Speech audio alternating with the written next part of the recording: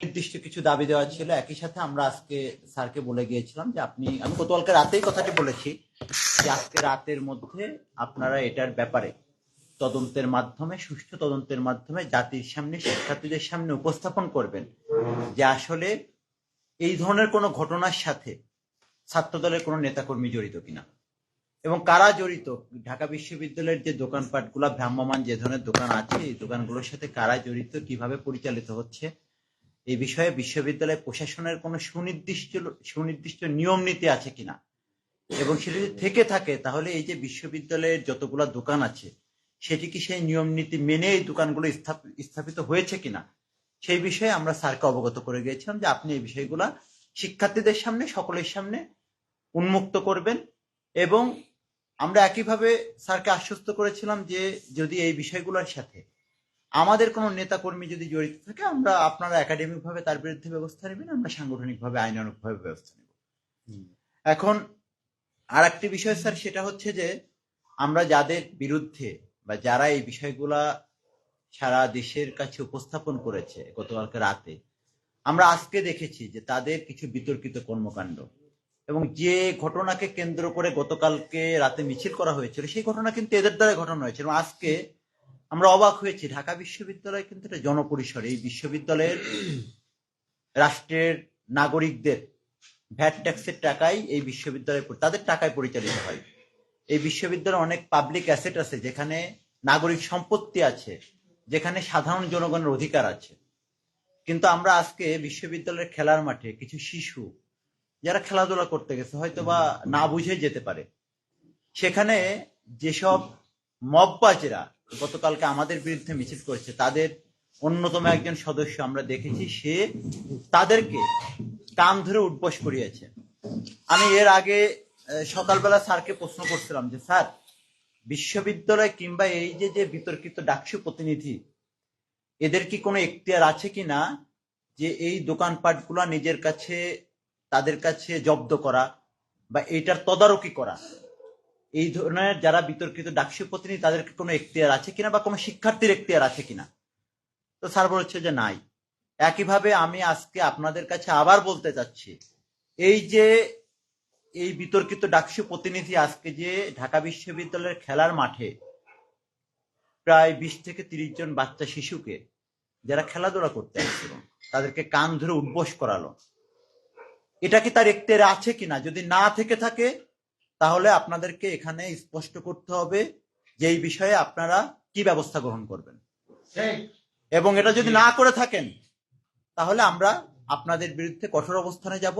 এবং একইভাবে আমরা যেটা মনে করছি, আমি স্যারকে সকালবেলা বলে গিয়েছি যে এই যে বিশ্ববিদ্যালয়ে যে ব্যাপারগুলো হয়েছে, আমাদের বিরুদ্ধে যে ধরনের মব তৈরি করা হয় এবং এই যে দোকানপাট নিয়ে যে ধরনের অভিযোগ রয়েছে, সেই অভিযোগগুলোর সাথে প্রক্টর অফিসের একটা যোগসাযোগ রয়েছে।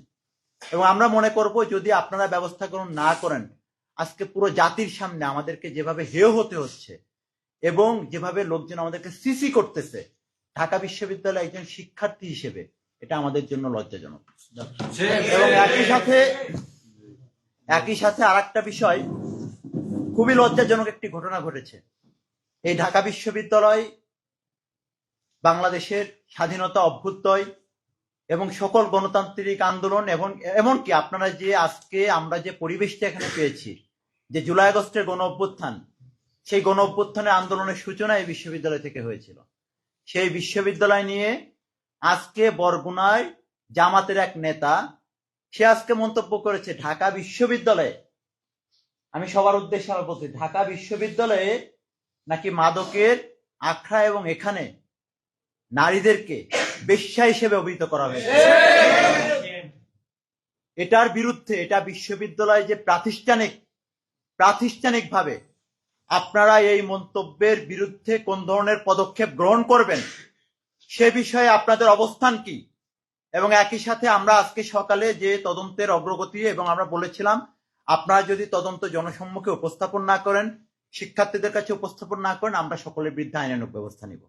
এবং আমরা 24 ঘন্টা সময় দিয়েছিলাম এবং আমরা বলেছিলাম যে আজকে রাতে আপনাদের কাছে আমরা সেই তদন্তের অগ্রগতি জানতে চাইব। সেটির নিমিত্তে আমরা এখানে এসেছি। এবং একইভাবে এই যে তথাকথিত ডাকসু প্রতিনিধি, যারা নিজেদের হাতে আইন তুলে নিয়ে বিশ্ববিদ্যালয়ের প্রশাসনকে বৃদ্ধাঙ্গুলি দেখাচ্ছে, শিক্ষার্থীদের নাকের ডগায় বসে শিক্ষার্থীদের উপর খবরদারি করতেছে, তার বিরুদ্ধে আপনারা কোন ধরনের এবং একইভাবে ঢাকা বিশ্ববিদ্যালয়কে পুরো বাংলাদেশের সামনে যারা মাদকের আখড়া এবং ঢাকা বিশ্ববিদ্যালয়ের নারীদেরকে উদ্দেশ্য করে যারা বলল যে এখানে বেশ্যাদের যাতায়াত ছিল, অবস্থান ছিল, তো এর বিরুদ্ধে আপনারা প্রাতিষ্ঠানিকভাবে কোন ধরনের ব্যবস্থা গ্রহণ করবেন সেটি জানার জন্য এবং আপনাদের বক্তব্য জানার জন্য আজকে আমরা এখানে উপস্থিত হয়েছি। আপনারা আমাদের শ্রদ্ধেয় শিক্ষক, আপনাদেরকে আমরা সম্মান করি বলেই বিগত 5 আগস্টের পরে যতগুলা মব পরিস্থিতি তৈরি হয়েছে ঢাকা বিশ্ববিদ্যালয়ে, যতগুলো অন্যায় আমাদের বিরুদ্ধে হয়েছে, প্রত্যেকটা অন্যায়ের বিরুদ্ধে আমরা অভিযোগ নিয়ে প্রথমত আমরা আপনাদের কাছে এসেছি। আমরা কিন্তু বাইরে কোথাও যাইনি, কোনো মব করিনি। কিন্তু আজকে জাতীয় নির্বাচনের আগে ছাত্রদলের আমাদের চরিত্র হননের যে অপচেষ্টা করা হচ্ছে ষড়যন্ত্রমূলকভাবে, পরিকল্পিতভাবে, তার বিরুদ্ধে যদি আপনারা সুস্পষ্ট বক্তব্য না দেন তাহলে আমরা মনে করব যে এটি আপনাদের পরিকল্পনার অংশ হিসেবে আপনারা এর সাথে জড়িত এবং একইভাবে ঢাকা বিশ্ববিদ্যালয়কে ধ্বংসের পায়তারা হিসেবে জাতির সামনে হেয় করার উদ্দেশ্যে আপনারা দায়িত্ব পালন করছেন। অথবা আপনারা যদি মনে করেন যে আপনারা অতীতে এগুলো নিয়ন্ত্রণ করতে পারেননি, যদি মনে করেন যে আপনারা এটি নিয়ন্ত্রণ করতে পারবেন না, আপনাদেরকে বলবো আপনারা আপনাদের স্ব পদ থেকে পদত্যাগের মাধ্যমে নতুন কাউকে দায়িত্ব বুঝিয়ে দিবেন যারা পরবর্তীতে এই বিষয়গুলো নিয়ন্ত্রণ করতে পারে। বিগত 1.5 বছরে আমরা হতাশ হয়েছি আপনাদের আচরণে। আমি এখানে আরো একটু, এখানে মিডিয়ার গণমাধ্যমের অনেক ভাইরা আছে, আমি তাদের সামনে বলি, আমাদের অনেক বোনদেরকে 5 আগস্টের পরে সামাজিক যোগাযোগ মাধ্যমে অশ্রাব্য ভাষায় গালিগালাজ করা হয়েছে। সামাজিক যোগাযোগ মাধ্যমে ঢাকা বিশ্ববিদ্যালয়ের শিক্ষার্থীরা করেছে। আমরা স্যারদের কাছে লিখিত অভিযোগ আমাদের বোনরা দিয়েছে, শুধু তদন্ত কমিটির মাধ্যমে সেগুলো সীমাবদ্ধ ছিল। আজ অবধি সেইগুলোর কোনো একটি বিষয়ে কোনো তদন্ত প্রতিবেদন জনসম্মুখে প্রকাশ করা হয়নি এবং কারোর বিরুদ্ধে সেগুলোর বিরুদ্ধে কোনো ব্যবস্থা গ্রহণ করা হয়নি। আজকে একইভাবে গতকালকে যে মব পরিস্থিতি তৈরি করা হয়েছে ছাত্রদলের বিরুদ্ধে চাঁদাবাজির অভিযোগ এনে, আমরা বলেছি যদি কেউ প্রকৃতভাবে অপরাধী হয়ে থাকে তার বিরুদ্ধে বিশ্ববিদ্যালয় প্রশাসন ব্যবস্থা গ্রহণ করবে। একই সাথে আমরা শুধু সাংগঠনিক না, আমরা তার বিরুদ্ধে আইনানুগ ব্যবস্থা গ্রহণ করব। কিন্তু যদি সেটা মিথ্যা হয় তাহলে জাতীয়তাবাদী ছাত্র দলের নামকে ব্যবহার করে যে মব পরিস্থিতি করা হলো এবং যারা এ ধরনের অভিযোগ উত্থাপন করলো তাদের বিরুদ্ধে বিশ্ববিদ্যালয় প্রশাসন কি ধরনের ব্যবস্থা গ্রহণ করবে। একই সাথে এই যে খেলার মাঠে আমরা বিগত দিনে দেখেছি একজন ডাকসুর বিতর্কিত প্রতিনিধি, তিনি বারবার নিজের হাতে আইন তুলে নিচ্ছে, কিন্তু বিশ্ববিদ্যালয়ের প্রশাসন এখন অবধি তার বিরুদ্ধে কোনো ব্যবস্থা গ্রহণ করেনি। আজকে আপনাদের সামনে বিশ্ববিদ্যালয় প্রশাসনের কাছে আমরা শুধু প্রশ্ন না, আমরা জানতে চাই যে আপনারা এর বিরুদ্ধে কোন ধরনের ব্যবস্থা গ্রহণ করবেন। প্রক্রিয়াল টিমের যে গাড়ি, এই গাড়ি কি কোনো স্টুডেন্ট প্রতিনিধি ইউজ করতে পারে? এই গাড়িটা প্রক্রিয়াল টিমের গাড়ি না, এই গাড়িটা হলো একটা কোম্পানির, গ্রিন ফিউচার ফাউন্ডেশনের। কাজেই এটা প্রক্রিয়াল টিমের গাড়ি না, গাড়ি হলো গ্রিন ফিউচার কোম্পানি। এখানে আপনাদের ইনক্লুড করছে জন্য তো অনুমোদন দিছে জন্য তো এটা প্রক্রিয়াল টিমের গাড়ি না। এটা প্রক্রিয়াল টিমের। এটা দেখো না তোমাদের ওই যে ইয়ে দিয়ে গ্রিন ফিউচারে তো ওখানে অনেক গাড়ি চলে। না, স্টুডেন্টদের যে ক্যারি করে ওই গাড়ি, এটা আমাদের গাড়ি না। আমাদের গাড়ি হলো আমাদের পিকআপ, এটা আমাদের পিকআপটা শুধু আমি এখন একটু বলবো। না স্যার, আমি আপনার কথাটা বুঝলাম। পিকআপটা আমাদের, আমি যেটা জানি ওই গাড়িগুলো প্রক্রিয়াল টিমের গাড়ি। আমি যেটা জানি আর কি, আপনাদের প্রক্রিয়াল গাড়ি তার গ্রিন ফিউচার হোক বা আপনাদের প্রক্রিয়াল টিমের নির্দিষ্ট যে গাড়িটি হোক, যে গাড়িটি হোক, যেটা প্রশাসনিক কাজে ব্যবহৃত হয়, ওই গাড়িটি কি কোনো স্টুডেন্ট প্রতিনিধি ব্যবহার করতে পারে? আমরা যখন ওই গাড়িটা নেই, আমরাও ব্যবহার করি, তখন ওকে ট্রিপের বাইরে ওই ড্রাইভারকে 500 টাকা দেই আমরা, ওকে এই ভাড়াটা দিয়ে তারপরে আমরা নেই। ওটা আমাদের গাড়ি না। পিকআপটা আমাদের গাড়ি। ওই পিকআপকে ওই ব্যবহার করতে পারে কি না? ওই পিকআপ আমরা কেউ কেন যদি ব্যবহার করে? আমরা তো প্রমাণ পাইছি আপনার প্রক্রিয়াল টিমেরই তো বাংলাদেশ পন্থী অনেকে আছে, বা এই বাংলাদেশের যে সর্বোচ্চ বিদ্যাপীঠ, সেই বিদ্যাপীঠের মান সম্মান তারও গেলে তারও লাগে, তারা তো আমাদের ইনফর্ম করে। আপনারা যে এখানে ভালো মানুষ নাই প্রক্রিয়াল টিমে বা আমাদের টিচারদের মধ্যে ভালো উদ্দেশ্য, সদ উদ্দেশ্য নাই, এটা তো আমরা কখনো বলি না, আছে অবশ্যই। এটা ক্লিয়ার করবেন স্যার। আজকে স্যার খেলার মাঠে যেটা দেখেছি স্যার, এটা দেখার পর ইউনিভার্সিটির পরিচয় দিতে লজ্জা হইতেছে স্যার, লজ্জা। আপনি এখানে তারপরও কিভাবে স্বাভাবিকভাবে বসে থাকতে পারেন স্যার? এটাও তো স্যার একটা আরো বেশি লজ্জার বিষয় স্যার। মানে শিশুরা মানে আমরা একটা সমাজ ব্যবস্থা দেখতেছি ফোনের দিকে বেশি আসক্তি ভাবতেছে বা ফোন বেশি ব্যবহার করতেছে। তারা ঠিক আছে, বিশ্ববিদ্যালয়ের একটা নিয়ম আছে, আইন আছে। ও একটু আগেই বলেছে যে বিশ্ববিদ্যালয় একটা নাগরিকের রাষ্ট্রের সম্পদ, এখানে সকল নাগরিকের ভ্যাট ট্যাক্সের টাকায় এটা পরিচালিত হয়। যেহেতু এটা পাবলিক বিশ্ববিদ্যালয়, এখানে বিশ্ববিদ্যালয়ের কিছু নিয়ম নীতি আছে, কিন্তু শিশুদের সাথে তো তো ওরা তো স্যার একটা আইনের পর্যায়ে পড়ে না। আইনের তাদের যে বিচার বা শিশুদের তো আলাদা একটা আইন কাঠামো আছে। খেলার মাঠে যে ঘটনা স্যার, যে আমি আমাদের অনেকেই ওটা নিয়ে স্ট্যাটাস দিয়েছে, আমি একটা স্ট্যাটাস দিইনি। মানে ওই বিষয়টা স্ট্যাটাস দেবো আমার আইডিতে, মানে কান ধরে উঠবোস করতেছে আমার ফেসবুক ভেরিফাইড পেজে, ওই একটা ভিডিও থাকবে। আমি কয়েকবার ওটা শেয়ার করতে, তাকে পচানোর উদ্দেশ্য না, কারো মানে নামানোর উদ্দেশ্য না, মানে একটা ভিডিও আমার আইডি থেকে মানুষ দেখবে, এটা আমি নিতে পারতেছি না।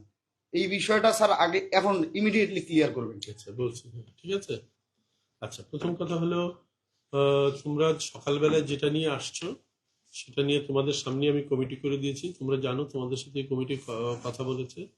এই কমিটির লোকজন এখনো এখানে আছে। আমি এই জন্যই এখানে আছি যে কমিটির অগ্রগতি জানার জন্য। সো এই কমিটি আজকে হয়তো চূড়ান্ত রিপোর্ট দিতে পারবে না, কালকে দিবে এবং আমরা ব্যবস্থা নিব, ব্যাপারে নিশ্চিত থাকো। দ্বিতীয়ত হলো আরেকটা কি জানি বললা এইটার আগে, কান্দর উঠবাস করার আগে। ও আচ্ছা, একজন জামাতের নেতা, ঠিক 1 ঘন্টা আগে বিশ্ববিদ্যালয় থেকে নিন্দা জানিয়ে প্রতিবাদ দিয়েছে। ঠিক 8টায় প্রতিবাদ রিপোর্ট চলে গেছে, ঠিক আছে। এবং তোমরা হয়তো দেখেছো, সাংবাদিকরা হয়তো দেখে থাকতে পারবে আমাদের যে ইয়েতে, আমরা অলরেডি ওটা প্রতিবাদ জানিয়ে দিয়েছি। 8টার দিকে প্রতিবাদ রিপোর্ট গেছে।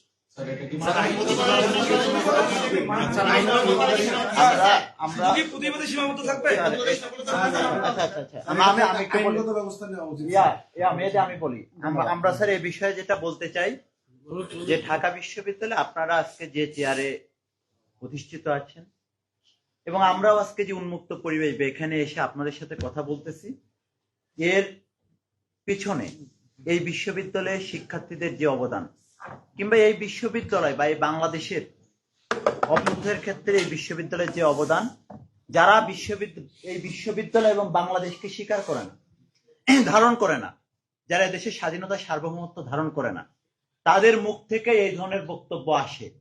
এবং যারা বাংলাদেশকে ধারণ করে না, ঢাকা বিশ্ববিদ্যালয়কে ধারণ করে না, তাদের বিরুদ্ধে আপনারা যদি আইনানুগ ব্যবস্থা গ্রহণ না করেন এবং সে যদি এই বিষয় নিয়ে প্রকাশ্যে নিঃশর্ত ক্ষমা না চায় এবং আইনানুগ ব্যবস্থা গ্রহণ না করেন, তাহলে আমরা আপনাদের বিরুদ্ধে অবস্থান গ্রহণ করব। এটা আমাদের স্পষ্ট বক্তব্য। আমরা কাউকে ভয় পাই না।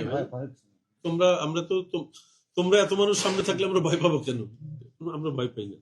আমরা প্রাথমিক প্রতিক্রিয়া হিসেবে আমরা এটা দিয়েছি। তারপরে আমি আবার দেখেছি সে লোক ক্ষমা চেয়েছে, এটাও আমি ফেসবুকে দেখেছি। তারপরে আমরা যদি কিছু করে, তোমার একটা পরামর্শ দেখলাম, শুনলাম, আমরা সেটা আমাদের যে মামলা করে যে আইনজীবী তাদের সাথে কথা বলবো এই ক্ষেত্রে আমরা কি মামলা করতে পারি, পরিষ্কার। আচ্ছা, আমাকে অনেক সাংবাদিক ফোন দিয়েছে সর্বমিত্র ইটা নিয়ে। তো আমি আনফরচুনেটলি আমি এটা, অথবা ফরচুনেটলি বলতে পারো, আমি এটা দেখিনি, আমাকে পাঠিয়েছে সাংবাদিকরা। দেখার পরে আমি ওর কাছে ব্যাখ্যা চেয়েছি প্রাথমিক পদক্ষেপ হিসেবে, ঠিক আছে। সে যদি ব্যাখ্যা কালকের মধ্যে না দেয়, আমি তাকে লিখিত। স্যার, একজন সর্বমিত্রের ব্যাখ্যা চাওয়াটা যেমন, তো ওর পিছনে আরো অনেকে আছে। আগে তার ব্যাখ্যা আমাকে তো বলেন স্যার। না, আমি তো, এটা তো ভিন্ন জিনিস। যে ভিডিওটা দেখেছি সর্বমিত্রদেরটা তো আসবে আমার এই রিপোর্ট পাওয়ার পরে, সেটা তো অন্য আলোচনা।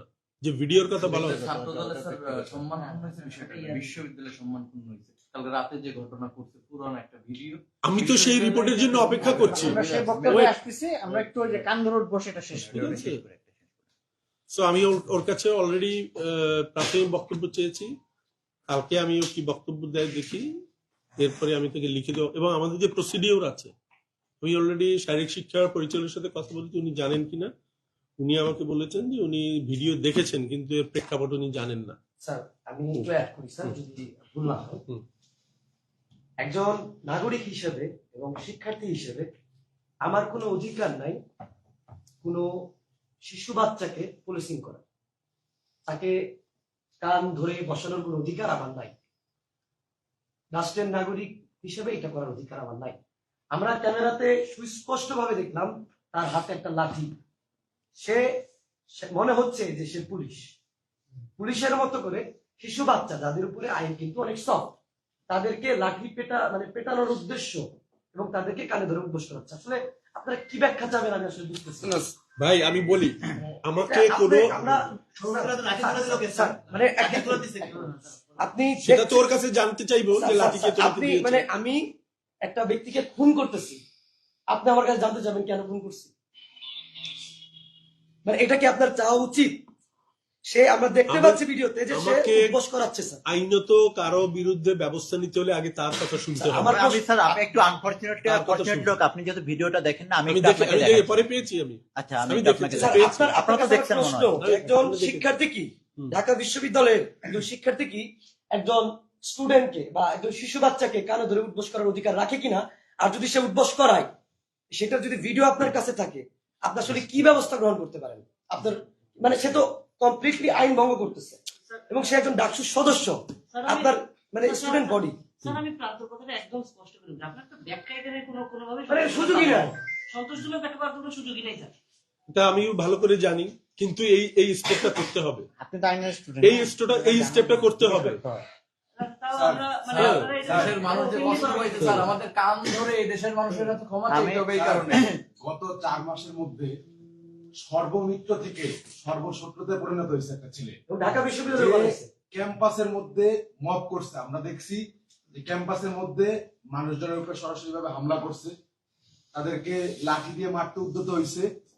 তারপরে যত ধরনের অন্যায় অপরাধ, মোরাল পুলিশিং থেকে শুরু করে যা কিছু আছে সেটা সে করেছে। আমরা কিন্তু বারবার অভিযোগ জানিয়েছি, এই পর্যন্ত গত 4 মাসের মধ্যে একটা অভিযোগের কোনো পরিণতি আমরা দেখিনি। আপনাদের বিশ্ববিদ্যালয় প্রশাসনের পক্ষ থেকে একটা কথাও তার বিরুদ্ধে বলেন নাই। আমরা আসি স্যার, এরকম আমাদের প্রতিনিধিরা আসার পরে আমরা দেখি কি আপনারা বলেন যে আমরা একটা কমিটি করলাম, সেই কমিটি একটা তদন্ত দিবে, তদন্তের রিপোর্ট প্রকাশ হবে, শিক্ষার্থীরা তাদের যে বিচার সেই বিচারটা পাবে। কিন্তু স্যার আপনি বলতে পারবেন এই জায়গা থেকে যে একটা ঘটনার বিচার হয়েছে এবং আমরা এই যে আসছি, আমরা আসার কাজে আসছি, অনেক ঘটনার বিচার হয়েছে। কষ্ট নিয়ে যাবো আমি যে এইটার বিচার পাবো না হয়তো বাবা স্যার আজকে ঘটনার জন্য আপনারাই দায়ী। আপনারা পূর্ববর্তী যে অভিযোগগুলো ঠিকমতো তদন্ত করেননি, ওকে কোনো ধরনের ব্যাখ্যার আয়তায় আনেননি, জন্য আজকে ঘটনার জন্য আপনি দায়ী। স্যার আমি আপনাদেরকে একটু সহজ করে দিই। আজকে যে ঘটনাটা সর্বমিত্র নামে যে ছেলেটি ঘটিয়েছে, আমি ওকে ব্যক্তিগত আমাদের ইউনিভার্সিটির স্টুডেন্ট। আমার কাছে আপনারা জানেন কিনা যে বাংলাদেশের শিশু ও নাগরিক যে আইন, জাতিসংঘের যে শিশু ও নাগরিক আইন এবং বাংলাদেশের সংবিধানের 35-এর 5 ধারা অনুযায়ী, আমি যে ভুল না বলি, আমি যতটুকু জানি আর কি, ভুল হতে পারে, 35-এর 5 ধারা অনুযায়ী সুস্পষ্ট মানবাধিকার লঙ্ঘন হয়েছে ঢাকা বিশ্ববিদ্যালয়ে। আপনি এই বিষয়টাকে কোনো সন্তোষজনক কোনো ব্যাখ্যা, হ্যাঁ ঠিক আছে, আপনি যেটা বলছেন যে আপনি একটা আইনগত প্রক্রিয়ার মধ্যে দিয়ে যাবেন, বাট আমরা যদি দেখি যে আপনি এটার বিরুদ্ধে আইনগত ব্যাখ্যা বা যেভাবে প্রক্রিয়ায় বলেন, যদি কোনো ব্যবস্থা গ্রহণ না করেন, তাহলে স্যার আমরা মনে করব যে আপনারা শিক্ষার্থীদের প্রতিনিধি না, আপনারা ঢাকা বিশ্ববিদ্যালয়কে প্রতিনিধিত্ব করেন না, আপনারা বাংলাদেশকে প্রতিনিধিত্ব করেন না। স্বাধীনতা সার্বভৌমত্বে আপনাদের বিশ্বাসী নাই। আমরা ধরে নেব যে আপনারা বাংলাদেশের বিপক্ষে শক্তি। ফ্যাসিস্ট আমলে আমরা ফ্যাসিস্ট, আমরা অনেক প্রক্টরকে দেখেছি, আমি নাম মেনশন করতে চাই না, যারা আমাদেরকে নিজে দাঁড়িয়ে থেকে মার খাওয়াইছে, আমাদের মাথা ফাটিয়েছে, আমরা তাদের জায়গায় আপনাদেরকে বসাইতে চাই না, কারণ আপনারা গণঅভ্যুত্থান পরবর্তী আমাদের শিক্ষক প্রশাসন, আমরা সেই জায়গায় আপনাদেরকে চিন্তা করতে চাই না। আপনি যেটা বলেছেন ঠিক আছে, আপনি আইনগতভাবে কালকে তার কাছে ব্যাখ্যা চাবেন, কিন্তু এর পরবর্তী আপনি কি পদক্ষেপ গ্রহণ করবেন, তার পরবর্তী স্টেপ আমরা বুঝে নেব যে আপনারা কোন পক্ষে একটা হলের শিক্ষার্থী হয়ে আমি কি অন্য হলে সিট নিয়ে থাকতে পারবো? আমি জগন্নাথ হলের স্টুডেন্টের সূর্য সমালে থাকতে পারবো? তো সর্বমিত্র চাকমাকি ডাকসুর প্রতিনিধি হওয়ার কারণে সে কি ওই জগন্নাথ হলের হয়ে সূর্য সমালে থাকবে?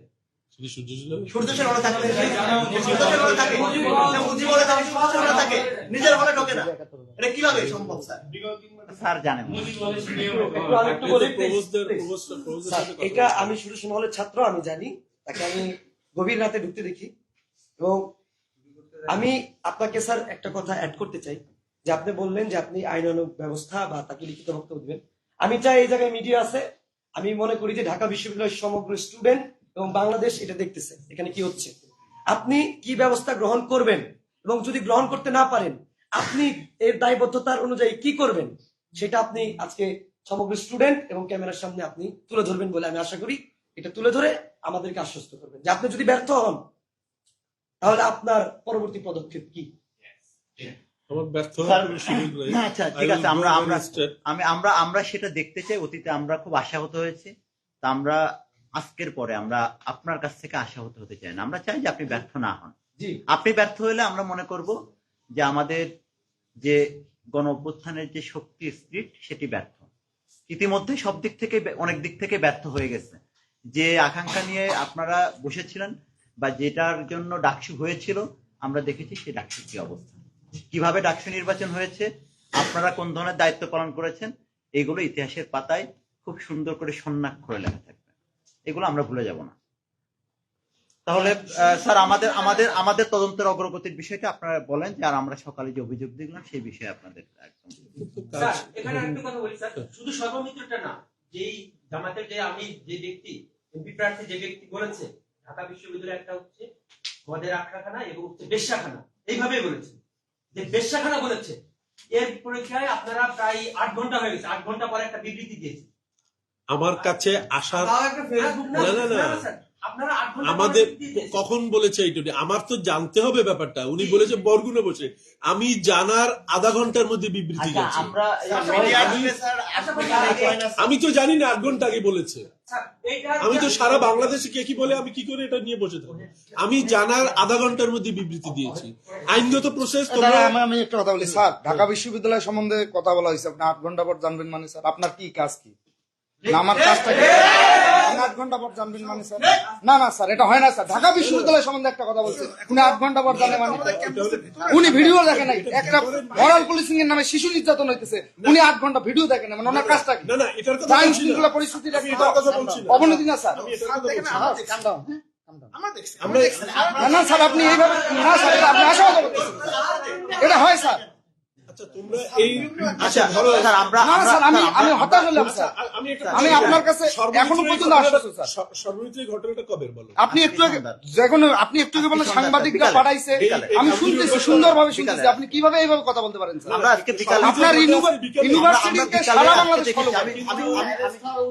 না না সর্বমিত্র এই ঘটনা কি আজকে বিকালে? আমরা আজকে বিকালে দেখেছি ভিডিওটা। এটা কিন্তু দিনের বেলার ভিডিও, আমি জানি না এটা হ্যাঁ, আগের দিনের হতে পারে, কিন্তু হয়তো বা আমাকে আজকে বলেছে এটা নাকি আগের ভিডিও। আচ্ছা আগে তা আমাদের ভিডিওটা কবে কাজ? স্যার, আমি একইভাবে আগে বলে তাহলে আমাদের ব্যর্থতা স্যার, যে আপনার আগের ভিডিও জানেন না, ক্যাম্পাসে মোরাল পুলিশিং চলতেছে স্যার। আপনি ক্যাম্পাসের জানেন না আমাদের ব্যর্থতা, ঘটনা শিকার ব্যর্থতা। স্যার আমরা স্যার আমি বলি ঢাকা স্যার, বিশ্ববিদ্যালয়ের কোনো শিক্ষার্থী ঢাকা রাষ্ট্রীয় বিশ্ববিদ্যালয়- সদস্য কি ডাক্তার পুলিশিং কার্যক্রম করতে পারে?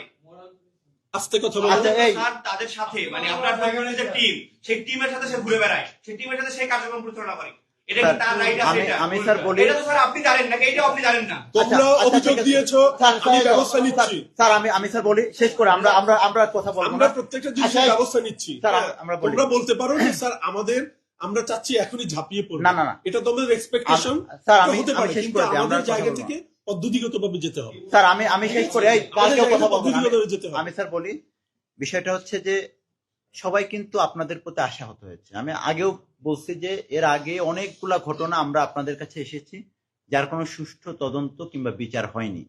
আজকে যে ঘটনাগুলো ঘটেছে গতকাল থেকে আজকে পর্যন্ত, শুধু আমরা না, একজন শিক্ষার্থী হিসেবে না, ঢাকা বিশ্ববিদ্যালয় না, বাংলাদেশের প্রতিটা মানুষ আজকের এই ঘটনাগুলো নিয়ে প্রচন্ড পরিমাণে তারা শকড যে ঢাকা বিশ্ববিদ্যালয়ে এগুলো হয়।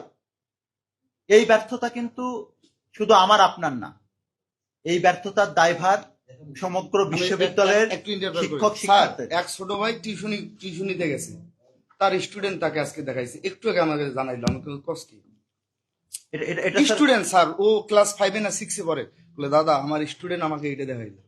নো আর মানে কি বলবো, আর বললাম না স্যার। স্যার, এই বিশ্ববিদ্যালয় এখন আমি প্রশাসনে আপনার এটা দায়িত্ব আছে, আপনাদের জন্য ব্যবস্থা ভালো নিব। কিছু এটা ভালো তোমরা কিছু নিশ্চিত থাকো, ভালো ঠিক কিছু আছে? আসবে স্যার, আমরা আশা ভালো করি- কোনো মেসেজ আসবে আর স্যার। আপনারা এইটার রিপোর্ট কালকে দিতে পারবেন নাকি? তাতে আমরা তো details পেয়ে আপনার যাবো ঠিক আছে, ইনশাআল্লাহ, তাহলে ঠিক স্যার আছে? আমরা কালকে স্যার আমরা আসবো। আমরা কখন আসবো স্যার? একটু পরে আসতে বলুন, কারণ আমার সকালে ঢাকা বোর্ড থাকতে হবে। তো সকালে ক্লাস আছে তো আপনার হ্যাঁ, ঢাকা বোর্ডে থাকতে হবে, ঢাকা বোর্ড শেষ হবে আমার দুটো আমাকে বাকি ঢাকা বোর্ড শেষ। দুইটার পরে আপনার বসবেন, ঠিক আছে? তারপরে বিকেলে আমি রিপোর্ট আমি তো জানাবো তোমার। স্যার আমাদের 24 ঘন্টা মানে কিন্তু 24 ঘন্টা স্যার। শোনো আমার 2টা থেকে বসছে এটা, ঠিক আছে? এর থেকে কত বাজে?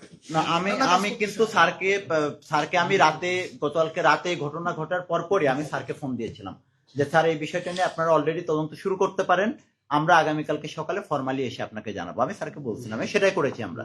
তো আমরা আসলে আমাদেরকে জাতির সামনে প্রথমত সংগঠন হিসেবে আমাদেরকে হেয় করা হয়েছে, দ্বিতীয়ত হচ্ছে বিশ্ববিদ্যালয়কে নিয়ে পুরো বিশ্ববিদ্যালয়কে আজকে 2টা ঘটনায় পুরো বিশ্ববিদ্যালয়ে যে মান সম্মান যেটি ছিল সেটি ধূলিসাৎ হয়ে গিয়েছে।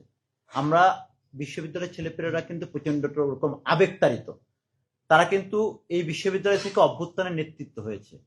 তো তারা এখানে যারা আছে প্রত্যেকে রাজপথে গুলির সামনে দাঁড়ানো শিক্ষার্থীবৃন্দ, সুতরাং তাদের মধ্যে যে আবেগ কাজ করে, এই আবেগ কিন্তু স্যার সেই তুলনায় তারা কিন্তু সেই ধরনের আচরণ আপনাদের সামনে কখনো করে নাই, আমরাও করি নাই, করতে চাই না।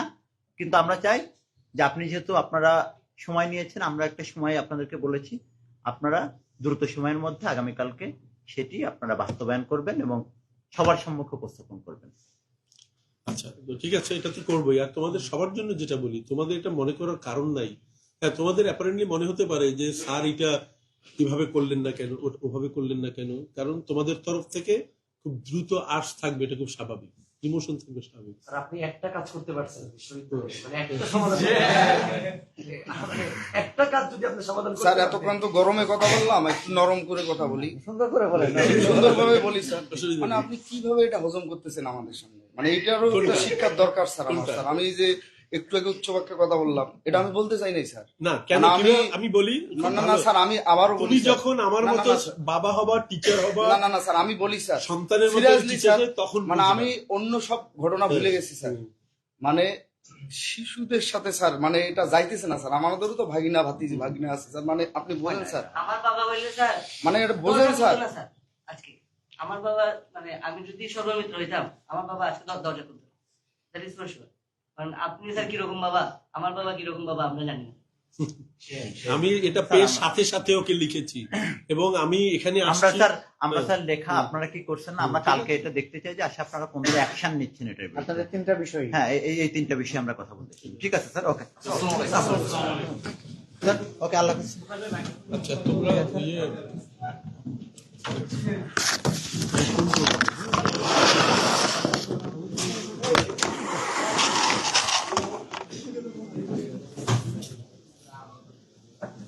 আর